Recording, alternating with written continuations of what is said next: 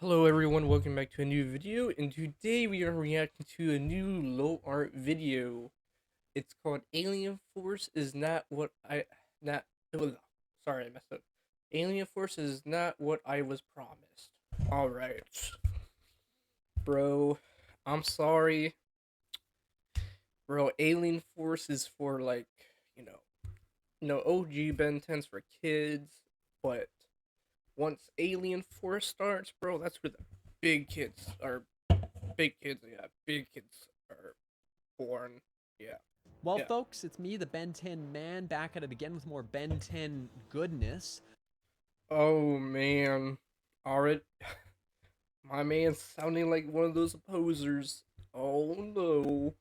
Last time I talked about how Alien Force handled the transition from the OG series to this, and also discussed some stuff about its presentation. But today, we're basically back to the episodic reviews. Now, episode 1 and 2 of Alien Force are focused on kicking the show's wider plot into gear, while also reintroducing us to these characters. As I already mentioned last time, our main trio of Ben, Gwen, and Kevin are all pretty different now, and you can get my thoughts on that in that video.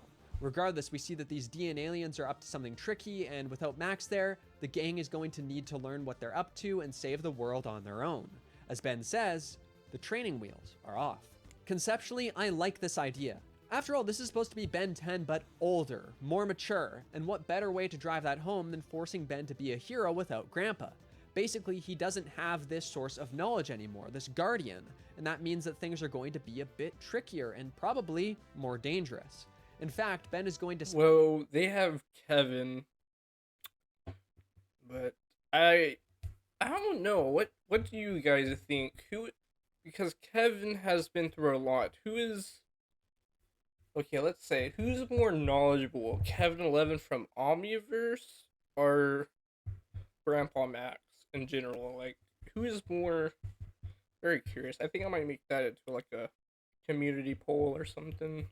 spend quite a bit of time in this first season trying to find Grandpa, as though he can't quite accept that the roles have changed and that this adventure will be different. And another part of that being different is it seems like the injuries Ben gets while in alien form will carry over to his human form. This is a good way to ensure that the protagonist doesn't become so powerful that they just tear through the conflict set out before them. This also works well because now he has enough control to typically get the alien he wants out of the watch, so we've lost the old way that he was balanced, but there's this new way to take its place. I'm curious to see where they'll go with this. Needless to say, there are tons of other things shown in this episode, but if I got into those, then I'll just be repeating myself, so let's not talk about that. Yeah, let's not talk about that, Lord. Let's not talk about you repeating yourself. He knows. He knows. Let's get to some new content. Episode 3. Here, Ben and the gang follow a tracking beacon from their plumber badge in the hopes that it will lead them to Grandpa. Instead, they find a boy named Alan, who looks a lot like Heat Blast. He's in trouble with the authorities for crimes he didn't commit, and Great now he needs episode. their help. Great episode. This Good. episode is mainly focused on Ben. Okay, if he says, like, he has to at least talk about the Jet Ray versus Heat Blast fight. That was insane. And the way that and then we learn how the DNA aliens need like ice and stuff, or like cold weather. Growing into his new role as a leader We learn a lot search from for this other episode. superpowered people. After all, Alan is having a ton of trouble controlling his powers, but Ben is quick to help him hone his skills, and in the end, this also ties into the story's larger plot. Alan is going to be here, ready to help Ben if he ever needs it. Overall, it's a decent way to show how Ben has grown and what he's capable of with his newfound maturity. On top of that, there are some nice cuts for the animation and action, leading to probably some of the best fights in Alien Force. However, I do have some issues. Oh, right, what is Mainly, they really don't use the environment much. What do you mean? Heat Blast has fire shooting out everywhere, and the crops are just fine. This limited environmental effect makes the alien itself feel far less powerful and real. And yeah, that's all I have to say about that one. It's because it means he's experienced. That's the best I got, really. I can't explain why the crops are on fire. They should be. not bad, but it also doesn't have all that much going on. Yeah, Lowar's It feels right. They mainly should like be on setup fire. for future episodes with the DN aliens plot and Alan, but that isn't necessarily a problem. Just means I'll need to see where this goes. The next episode is very different though. This one is fairly Kevin-centric and deals with the group's trust in him. when he takes off with the newly fixed rust bucket, Ben has some questions for him. I like that Kevin hasn't been entirely accepted into the group just yet. Now, that's not to say that it makes the transition from old Kevin to new Kevin smooth or anything like that, but I'm at least glad that it isn't being entirely ignored. Or, well, I'm glad it's not being entirely ignored by Ben, because Gwen is really bizarre in this episode, which I alluded to before. As far as I'm concerned, she just puts way too much trust in Kevin way too fast, especially considering that she used to be the level-headed one in the group. And that's not to complain about the idea of their romance in general. Like, I think Kevin is a fun character and that this relationship could happen eventually. Oh, But it happened. this Bro, their relationships happen. It literally happens at season 1, I believe. makes Gwen not feel quite like Gwen. Sorry, Gwevin fans, I'm not quite convinced. Either way, it's eventually revealed that Kevin did this for a good reason. He wanted to trade with Volcanus for this projector that contains a message Grandpa left behind, but he didn't tell Ben and Gwen because he felt like they wouldn't trust him if they knew about his connections and his past. Cool, I can get behind that, and I like how this works out, with Volcanus using Kevin's ability against him, and Gwen and Ben swooping in to save him.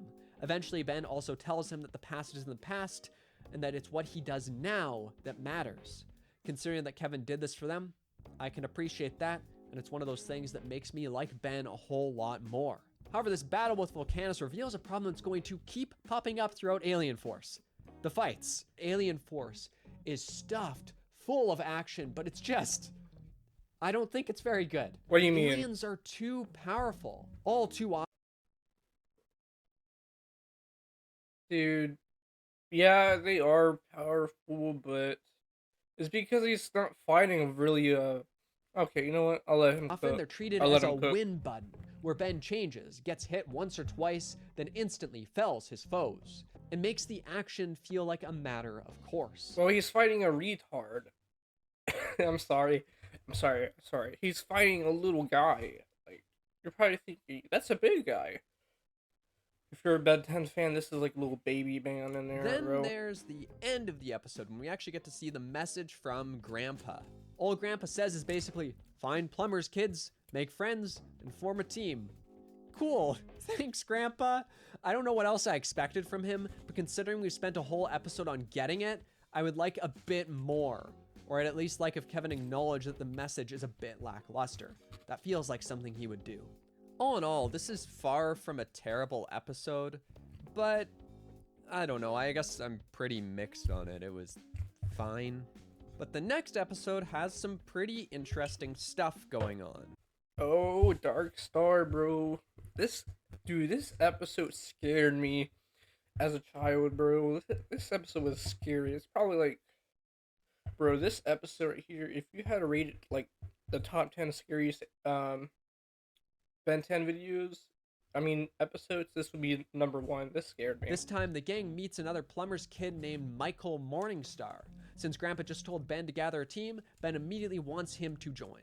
However, it seems like there's something wrong and Kevin doesn't trust him. First off, I like the idea of Ben being hyper-focused on Grandpa's message. Even if I found the contents of the message to be a bit anticlimactic, Ben wouldn't. This is his grandpa telling him how to move on without him. Of course he would obsess over it. Really, it's just nice to see that Ben's love and respect for his grandpa is still in full effect here. However, Gwen's reaction to Ben here is so strange. See, Kevin is at least a little worried about the way he's obsessing and voices those concerns to Gwen. Gwen's response? Why haven't you asked me out? This is the episode that starts their relationship. Alright, I think it's after. Bro, their relationship starts somewhere in season 1. I forgot. I don't think Gwen would do that. Like, I get that she's into Kevin now and all that, but I'm pretty sure that she would still be worried about Ben. We've seen that they're super close. This is weird. I don't like it.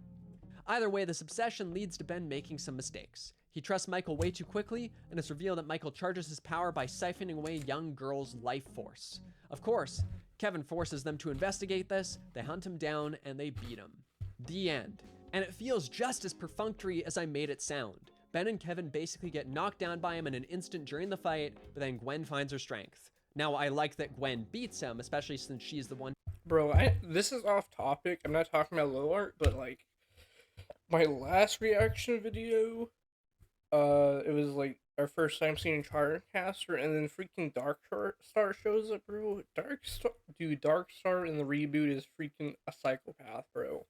I like this character in the reboot. He ended up wanting to steal energy from, but doing it It's this like the reboots went back to Star's psychopathic mind instead of making him like a little crybaby. way, it's once again pretty anticlimactic. Wait, what do you mean? As for Michael himself, he's a pretty decent villain. They did a good job of making. Nah, bro. Okay, I'm gonna defend Michael Morningstar. He stops becoming a decent villain into like Ultimate Alien. Like Alien Force is like prime Dark Star. Like he's good. Him incredibly hateable with the way he carries himself and how smarmy and dishonest he seems. Other than that, I guess this episode is about progressing Kevin and Gwen's relationship. And we definitely get that by seeing how their styles of communication could cause some issues, but I also feel that by the end of this episode, we haven't got enough of a signpost of how they've grown together, of how they've changed, or where we are going with the relationship. Basically, I'd just like to see a little more between them at the end to know that they're moving in a good direction. But there is one thing I like about this episode, and that's the lesson for Ben to learn. But it's taken me a little bit, Bro, but I'm starting to get there now. Now I'm feeling like, oh, okay, I know what I'm doing. Now I understand how the. Because he's seeing here that he needs to chart his own path, and that he can't just mindlessly follow his grandpa's advice without taking context into consideration. This is a good example of the type of conflict I often like to see for one of the characters in the show, where their issues don't stem from them being unlikable or incompetent or regressing things. Instead, it stems from something that is likable, Ben trying to do the best he can with his advice, but he just takes it in a bit of a wrong direction, and the lesson feels quite understandable and reasonable, and he comes out the other side a better protagonist. At the end of the day, though, this is basically another okay episode of Ben 10 Alien Force, with some stuff I like, and some stuff I don't really like all that much. However, there's more romance in the air tonight, baby, with the... You know, when I was a kid, I thought... Oh no, this is the episode that everyone makes fun of. Hold up, I'll show you. If he says something, he actually might say something. But following episode. So this time, noticeable. Ben asks Julie on a date, but things get spicy when an upgrade-type alien is wreaking havoc at the fair. The main thing I like about this one is how funny it can be. I mean, this is easily the funniest episode of Ben 10 so far, and Kevin has some absolutely hilarious moments. Kevin is really nailing that trollish Big Brother energy, and I am here for it. But then we get to the other stuff, and oh Nelly, I sure am bored. First off, this carnival feels so lifeless. There's almost no one here in Alien Force, and they try to use the late night setting and the fact that it's a weekday to justify that, but it didn't work for me. It's one of these cases again where the settings in Alien Force feel very hollow. It doesn't help that this episode really doesn't go anywhere much either. Like, they learn that this upgrade alien is a pet for this other upgrade guy who needs help. This guy... Wait, hold on, he might him, say something. And he leaves while gifting them. Oh, he didn't say it. What is it? This guy right here? You know how he was trapped, right? There was like a pole on him. And like, everyone in Ben 10, everyone that watches the series knows that he could have got out. He didn't need no one's help. The only thing he needed help on was the energy shield. I think there was the energy shield. I can't remember. But there was like energy shield, but like, there was like this thing that fell on him. He could have like, you know, turned to like a liquid state. It went through it. I don't know. To me, the main point of this would either be that we've developed Ben and Julie's romantic relationship, or that this pet has some plot relevance. Now, the pet will eventually be relevant, but in the short term, I was left majorly confused when he just ran off. What? Oh yeah, that was Why are you confusing. letting him run away like that? You just saw how much destruction he can cause, Ben. As for Ben and Julie's relationship, yeah, I'm not getting much from them. Julie is so bland with how she just accepts everything at face value with no reaction. You know what? I actually like, I know he's complaining now, but I actually miss this version of, what's her name again? bro. Hey. I'm a Ben 10 fan, but I forget like. He can cause Ben. As for Ben and Julie's relationship, Okay, Julie, bro. Like, if Laura's reacting to watching this video, like, like, we forget names, bro. We forget names. I even forgot what I was gonna say. Never mind. Never yeah, mind about. I'm not getting much from them. Julie is so bland with how she just accepts everything at face. Okay, that's what I was gonna say. Julie. I actually miss this Alien Force of Julie. Because, like, Alien Force, like, she's kind of annoying. No, wait, no, never mind. She's not annoying. I think Ben is the douchebag and, like, ultimate alien to her. Like, Julie kind of got the mistreated. Never mind. Value with no Never reaction. mind. Really, she seems almost lifeless, and the relationship doesn't develop much over the course of these events, outside of Julie learning about and accepting his powered life. But there's a problem, which is that I don't really get Ben's secret identity. I mean, let's just pause. How secret is this really? We've already met a number of people who clearly know who Ben 10 is, and we're going to meet more of them. It makes Well, I think, if I'm not mistaken, I think, like, from Ben 10 Alien Force Season 1 and 2, I think Ben is just a legend because of the Omnitrix. People think the Omnitrix is a legend or if it's real. Like, until, like, he beats the hybrid.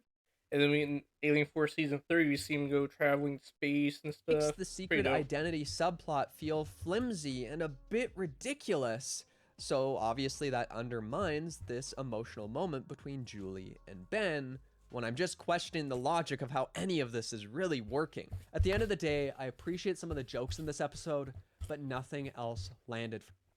At least Julie wasn't like, bro, was it some couples, like, some, like, character girlfriends, like, they get so mad if they don't tell them their identity, and it's like, bro, like, how am I supposed to know the trust people? At least Julie's, like, calm and stuff. She's not like, Ben, why didn't you tell me you were an alien, bro? Well, like, I can't trust you ever.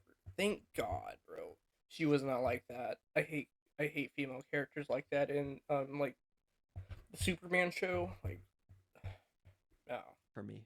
Next up, though, we're back to the main plot because Gwen's brother Ken has gone missing, and now they need to track him good down. episode. But Good the quest episode. quickly leads to the DN aliens and Grandpa Max. This episode is really focused on making the DN aliens conflict more personal for Gwen and Ben. After all, her brother's gone, and they both really care about him. Beyond that, Grandpa is also tied up in this mess. Really, this is the point where the DN aliens go from being a somewhat abstract threat to the more personal villains they should be for our team. Or, well, that's what I would say. Unfortunately, a couple things really hold this episode back for me. First, the Ken stuff didn't really connect. Sure, he seems fine, but I don't get much of a personality from him, nor did Gwen react to his suffering in a strong enough way for me to really feel something. I mean, I get the part of the joke is that Ken is kind of just a normal guy that they're obsessed with, but I think they could have had that joke and gotten me to care a bit more as well. However, there's still a grandpa part of this plot. Yep. I mean, this scene where he's in a hybrid's clutches and he threatens to blow them up is powerful. Grandpa is going to die right in front of Gwen and Ben in order to save the world, and he finishes off by entrusting everyone's safety to them. This is the moment so much of the first half has been building to. Ben said the training wheels are off, but now the entire bike's gone. He's going to have... No, I think Ink Tank said, like, it would have been better, like, I think when he was doing the, Ben 10 breakdowns, if I could remember, he said it would have been better if Grandpa Max would have died there. I think he said that. I haven't watched that series in a while. I don't know, I think it's better if he didn't die. Because, like, he can't die because he's in, like, Ben 10K, but the future can be rewritten. Like, y'all guys probably already know what I'm talking about. To figure this out on his own, and there's no way that's going to be easy. I mean, his reaction to this, it has to be.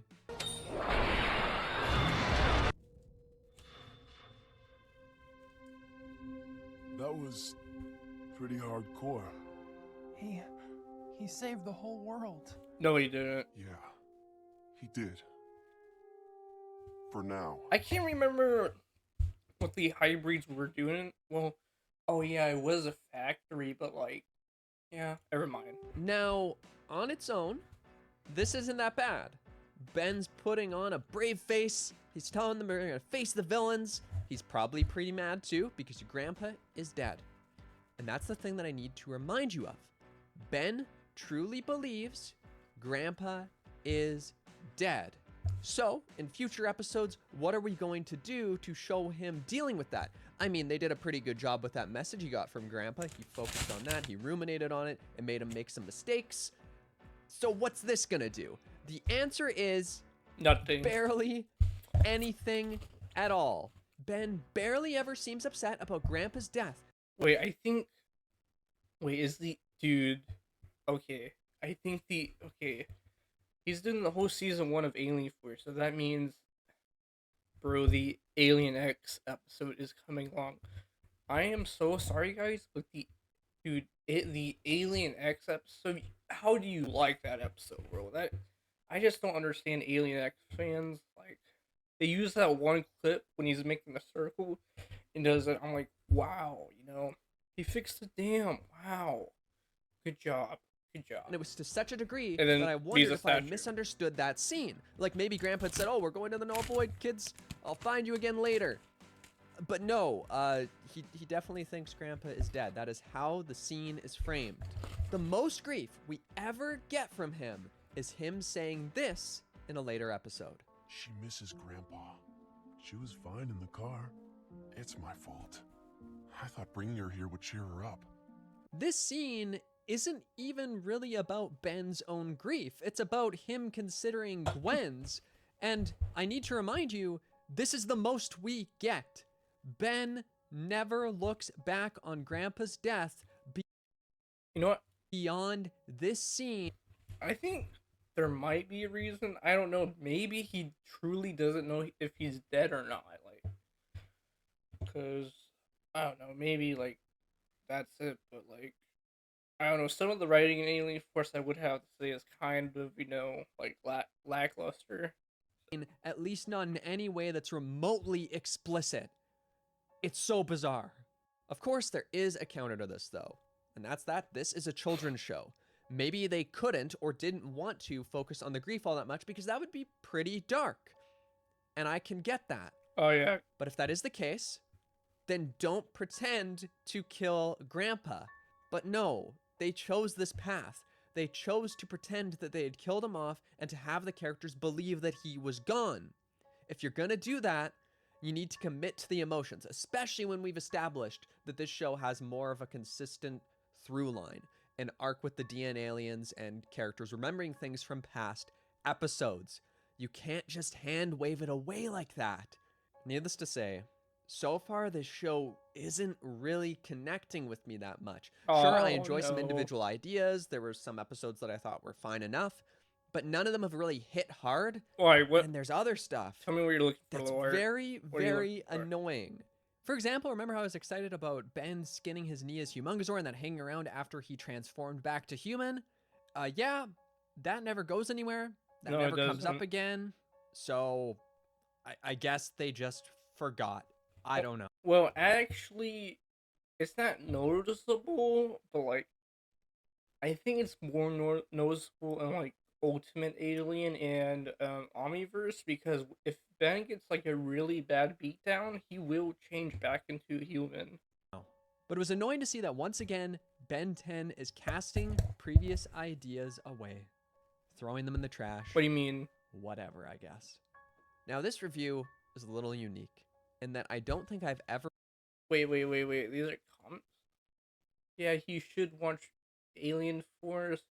It'll be more his speed as Ben and Gwen get along. I beg you to watch Alien Force. The first season has everything you are looking for. Bro, that's what I was saying in the... Wait, bro, like, why is he complaining? Wait, where's the Alien X episode at? Dude, you are absolutely gonna love Alien Force. Nah, bro, he's a hater. Nah, bro. Like, he's not a... unique in that I don't think I've ever made another video where so many people were excited to see me enjoy something. So Again, let the fanboys be mad at Alien Force and Ultimate are just better than.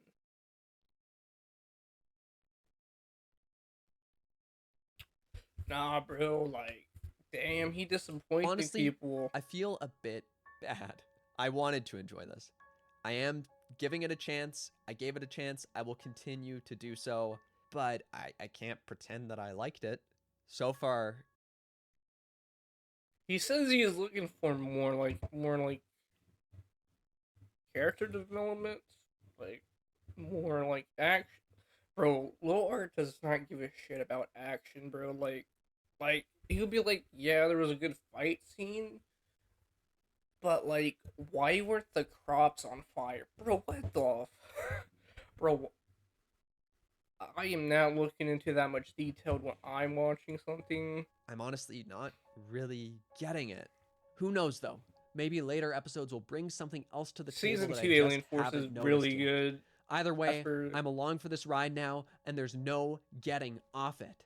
Ben 10 has me in its clutches, and I can't get away. Ah! So I'll continue reviewing Alien Force next time when I wrap up Season 1.